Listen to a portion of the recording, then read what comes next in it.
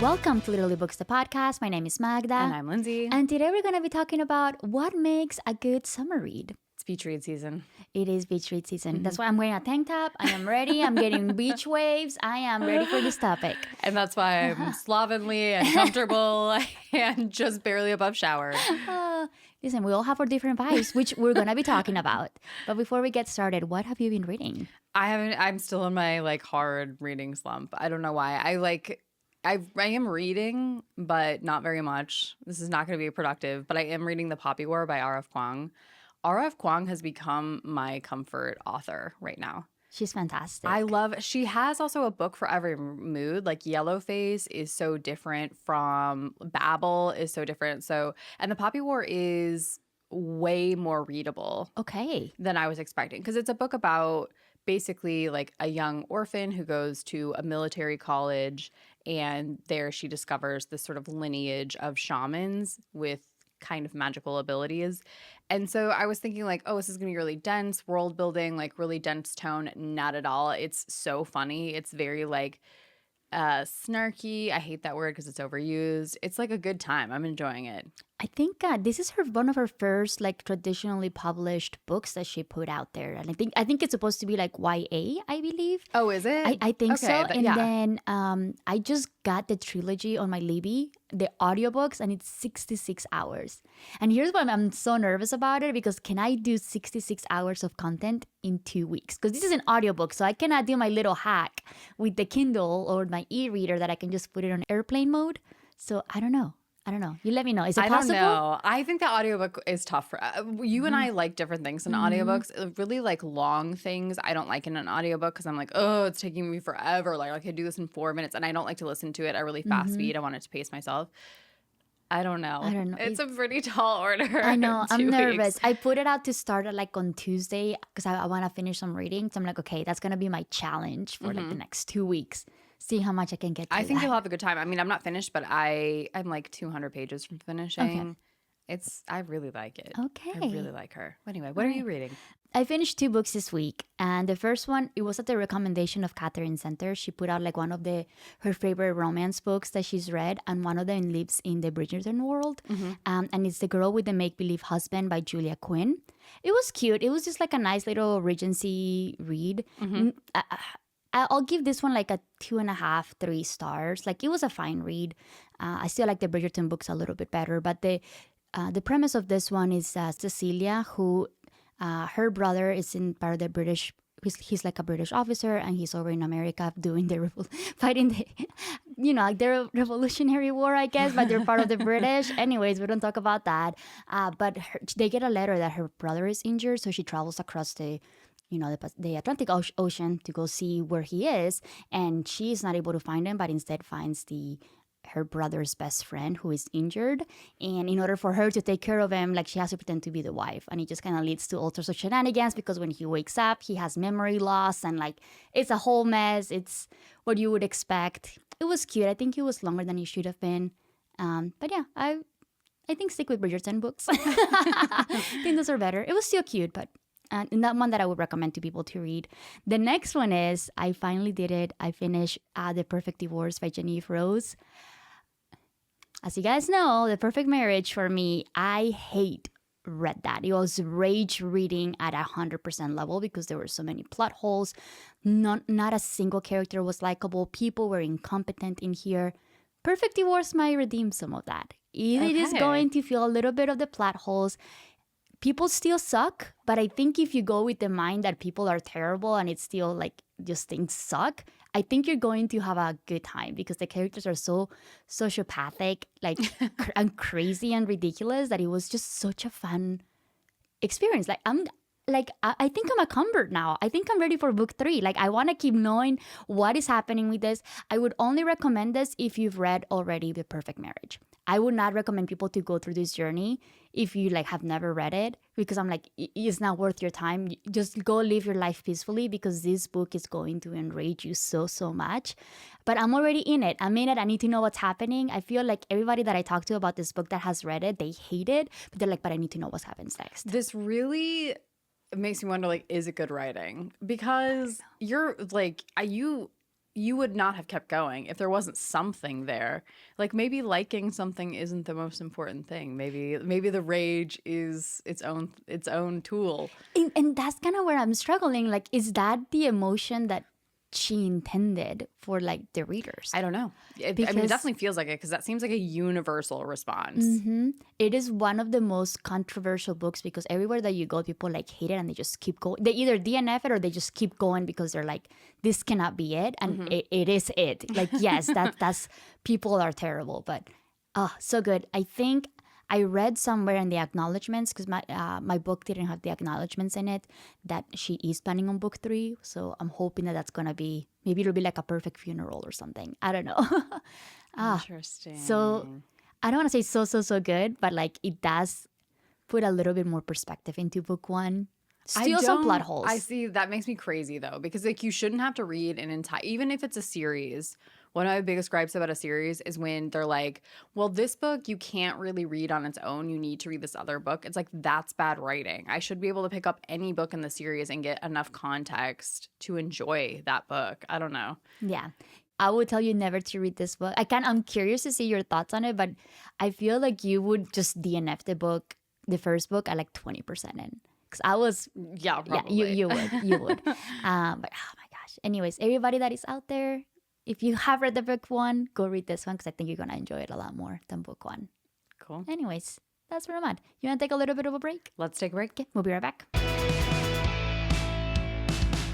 Welcome back. We are going to get into our main discussion this week, which is all about what makes a good summer read and some of our recommendations of things to read this summer. We're going to go through, I think, categories of things first, and then we'll get into our books. Okay, I do have one general thought about what makes a good summer read, and I think all of the things we're going to talk about fit into these categories. It's a theory that I have, which is that there are 2 camps of summer reads. There is the sort of romance, rom-com, fun time read, and then there's the mystery, thriller, murder camp. And I think the reason for me that these 2 camps are going to be most popular when we're talking about like even the themes and the things and the categories and the books is because you want something that's going to wrap up nicely in the summer. You're not looking for a long-term investment. It is a summer fling read, and both of those genres fit the bill. I completely agree. Yeah. I think I have a couple of recommendations that kind of fit both of those genres. And I just need something that is going to tie up everything really nicely, something that is going to I'm potentially going to forget about it 2 months from now. Does not matter if it's good. Because it's summer. We're on vacation. We're having a fun time. This is a vacation boyfriend. Exactly. It's just a little fling. So I think it totally makes sense. Yeah.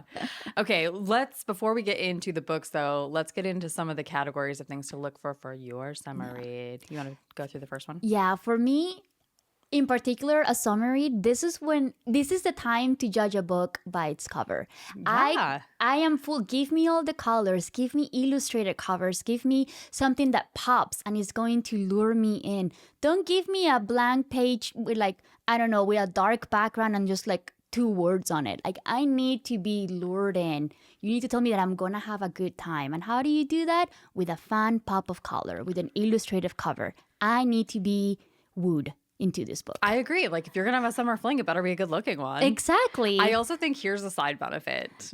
And this is manipulative and I don't care. Okay. If you're going to be sitting on the beach, like let's say that you're a single guy or gal and you're going to be sitting on the beach and you're going to be reading, you want a cover that other people are going to see and be like, okay. Yeah. You know, like, oh, look at that reading. Yeah, they're fun. Yeah, it's right. It's like that TikTok of that guy pretending to read Emily Ratajkowski's memoir, just like flipping back and forth between the same page. Like, it matters. Yeah. If you're going to be perceived, at least be perceived well. Exactly. I feel like if I were single, I would more... I don't know, I guess apparently I'm going to go look up for a girl here. But like, I would much rather go and approach a person that is reading an Emily Henry than, I don't know, 100 Years of Solitude or something. I'd be like, I don't think I want to deal with that right now. It's going to set the tone for who your vacation friends are going to be. Exactly. Yeah. So yeah, I'm this is the time to judge a book by its cover. What else? I think this is when we kind of start talking about what you were just mentioning. Yeah, okay. So we said that there are two main camps, but I think there are correct genres for a summer read. What camp are you in? Oh, I'm a romance, rom-com type of thing. Although I do have recommendations for some thrillers and like some dramas, but they're like kind of fun, lighthearted dramas. But my main direction I was going to get me in is a romance. I mean, we give you everything here. Yes. That's the whole premise of Literally Books is that we read everything. So yeah, we're going to give you variation. But okay, yeah, that makes sense. And I'm guessing you would be thrillers. I do like a thriller. I don't want to be set up for disappointment with a rom-com.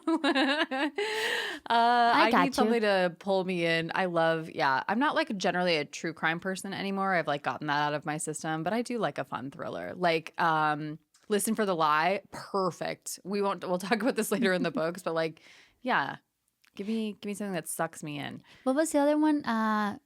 First Lie Wins was like a really good one too. Oh yeah. I don't know. That was like a really fun one. Although that one I feel like it would be more like a fall read. But I think it's because of the cover that I think that Listen for the Lie seems more like summer. I did mean First Lie Wins when I said Listen for the Lie. And that is exactly what we're talking about. We're talking about summer reads.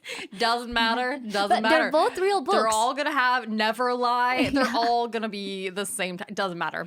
And then and what was there's the Lisa Jewell one too. Okay, we're getting ahead of ourselves. But yeah, and normally I'm going to gravitate more towards like a a summer read, like a romance book. But it doesn't mean that that's going to be my only read. Of course, you need variation, just like everything. Yeah. Listen, summer is 3 months. I'm going to read more books than just one in a summer read. Yeah. So, if you only read one, that's totally okay too. I'm just saying for my personal taste, guys. I don't want to like leave anybody out there. People. I know, I'm sorry. Okay, what about some themes? Okay, so like I just said, murder is a helpful theme. It is sort of like, murder could be fun. It's got to start with murder and then work its way back. It's just like an instant sort of draws you in. The stakes are high. There's a lot of intrigue, but then I don't know, maybe not. It's got to be murder of like a bad person. I'm not interested in like a philosophical study around. Like, I don't like true crime in that I'm not interested in the mindset of a killer. I don't really care. I want someone bad to get murdered, and then I want a detective to find them. That's sort of like how It's just like a plot device for you, and then just kind of move the story along. Exactly right. Yeah. And if there's some spice thrown in, I'm not mad at that either. Listen, I wouldn't mind a detective getting it on with one of the witnesses. I don't know. I mean, I already want to I almost mentioned another book, but we're not going to do that. We cannot stop ourselves. Yes. Okay, what about you? Yeah, I think for me, I like a little bit of drama, but don't make it so heavy that I'm going to be bawling and crying by the end of it. It's summer. I'm supposed to be happy. I'm not interested in learning one single thing. Yes. Like, I'm not here for like the deep philosophical feelings or questions that like Lindsay was mentioning about. So yeah, give me a little bit of drama, but nothing that is going to make me just bawl my eyes out by the end of the summer. Like, I don't need no Demon Copperhead in here. I'm sorry. That book still has traumatized me because it's so freaking sad that if I need a good cry, I just think about that book and I start crying. I also don't want, like, if you are in the romance camp, I don't want like a Notebook style romance either. No. Has to be fun. We're talking fun. We're talking forced proximity, enemies to lovers, friends to lovers. Like, I don't want... fake dating. Exactly. Not interested in anything else. Please. Yeah. So completely agree. A little bit of murder and with a little bit of love. Then... something that is really important for me is that it has to be easy to follow. Especially if you're doing like an audiobook or if you're reading a book, you're going to be potentially on the go. You're going to be picking up and stopping in the middle of a chapter. So you need to be able to kind of pick it right back up. And it's not going to be like, oh my God, I have to go back 10 pages to see what happens here. So it needs to be light. It needs to be easy. Maybe have some filler pages so you can just like, oh yeah, I don't care about that. Yeah. So I need it to be pretty lighthearted in that sense. Okay, I have one other extremely random one. Yeah. I have a strong feeling about format for a summer read. Okay. Now, I know, like, we're all going to default to our e-readers because they're waterproof, and, like, that's fine. I understand that. That's utilitarian. But I personally feel like a paperback, like a wet paper. Every time that I pick up a book that has, like, crinkled, formerly wet, now dry pages with the binding that's trashed to shit because it's been opened and bent back 1 million times, it gives me such a thrill in my body to see it. I completely agree. I think a paperback is the best mode of reading a book during the summer. It's going to be light. You're going to be able to bend it and then turn the pages around. It's just going to be just so much easier, I think. It's easier. It's like easier to hold. And plus it's like, it's a little memory. It's like a little keepsake of like, look at this. This is pool water from around some sand in there. Yeah, exactly. Don't worry about those marks.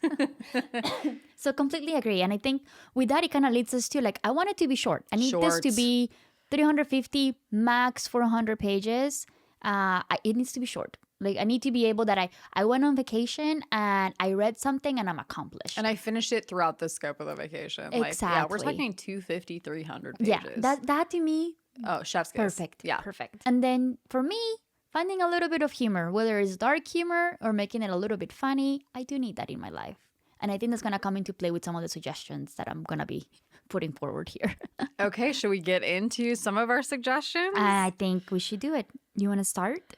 Okay, this is like the lowest hanging fruit of all time, but I'm going to take it because this is the book that made me feel like, okay, maybe I do like romance books, and that is Beach Read by Emily Henry. For those of you that haven't read it, it's about two writers, one a romance writer, one literary fiction writer, and they move next door to each other and make a bet in which the winner has to write a novel in the other's genre.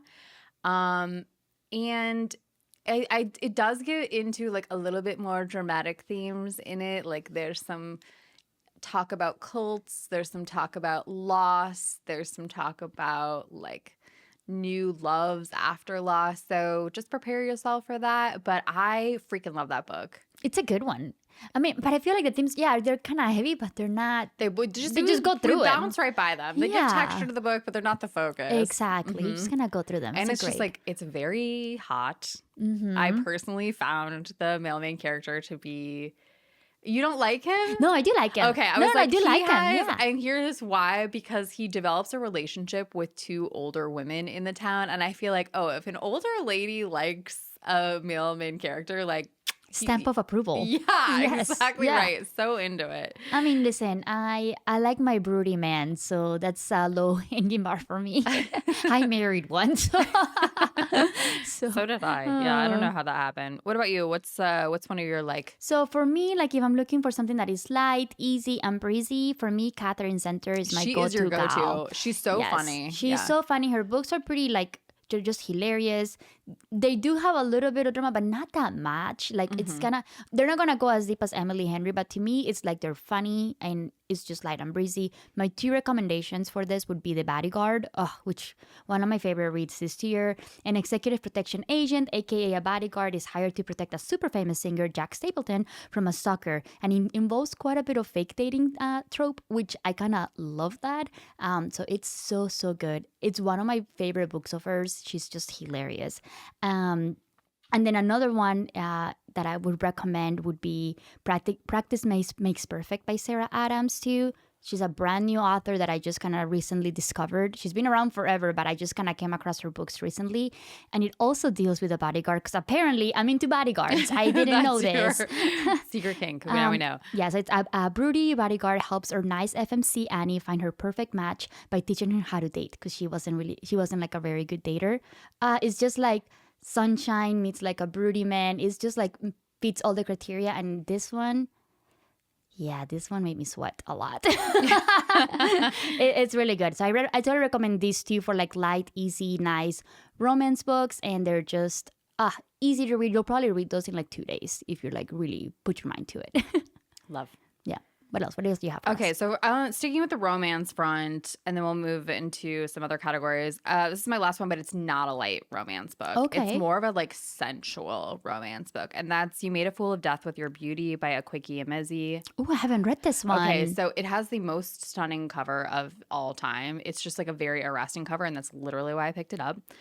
It does, again, have like a slightly more sad beginning to it. It follows Faye, who loses the love of her life, and the book starts 5 years after he's passed. She sort of goes to a party and meets a mystery man who whisks her away to an island, and she's trying to decide if she's going to take a chance on love.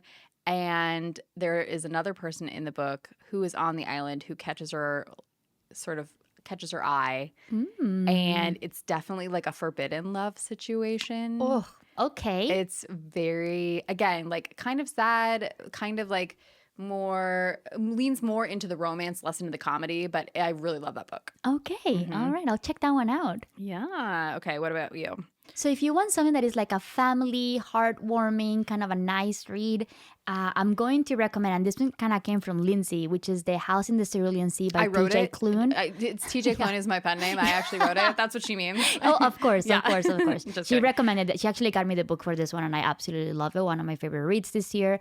The story follows Linus Baker, who is a caseworker for the department in charge of magical youth, which manages orphanages for children with magical powers, whether they're human or non-human.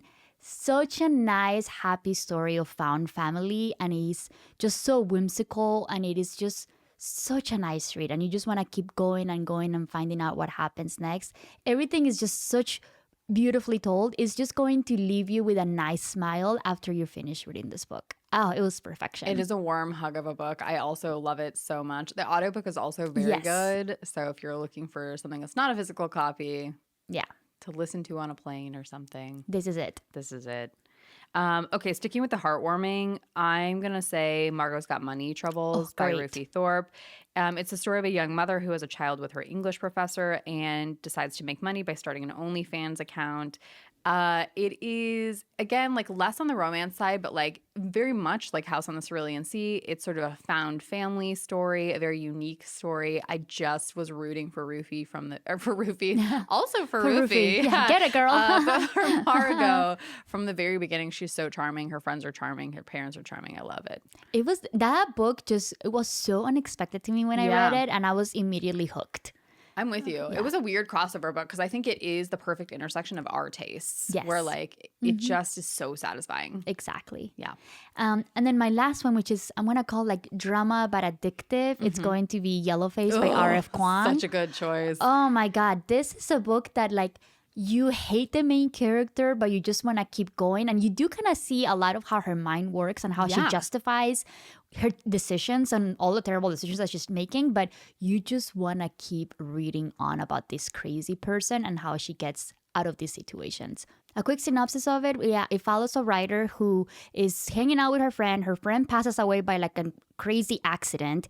And then she sees a manuscript that is there. And then she takes it as her own, even though her friend is writing about a different culture that she is not really a part of. And he just kind of asks a lot of questions about cultural appropriation, racism, all this type of things. So these are really heavy themes, but the way that R.F. Kuang writes this, it's so addictive and delicious that you just want to keep going. And by the end of the book, you're just like, that was a good time, but wait, there's some questions. Like there's some philosophical questions in the back end. Yep. It's so fun. Okay, so my last one too, if you want to get on the darker side of life, a little less on the romance side and more on the mystery side, anything by Lucy Foley is going to get you through. Like perfect. I personally love The Midnight Feast. The guest list is also great. So I just have to like throw a recommendation out there.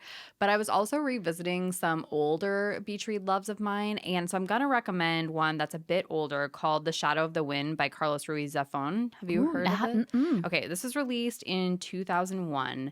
And I was trying to think of a book. It is a book that I still have the copy of that's like exploded because I carried it in the rain, in the like by the pool, on a hiking trip, like all of these places because I loved it so much. It takes place in 1945 and follows Daniel, the son of a book dealer in Barcelona. One day his father takes him to the cemetery of forgotten books where he finds a rare book by Julian Carax called The Shadow of the Wind.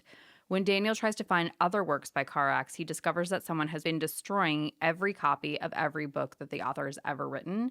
And then the book unfolds as a story within a story. There's a romance plot, there's a mystery plot, there's a murder plot. It's so good.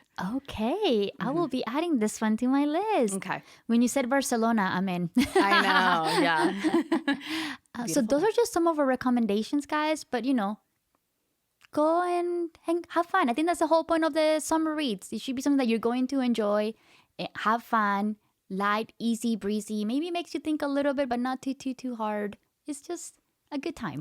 Again, reading is supposed to be fun. Exactly. Yeah. Shouldn't feel like homework. Anything else you want to talk about? That's it. All right. Well, thank you for listening to Literally Books, the podcast. Where we say what we read. And we mean what we say. Bye.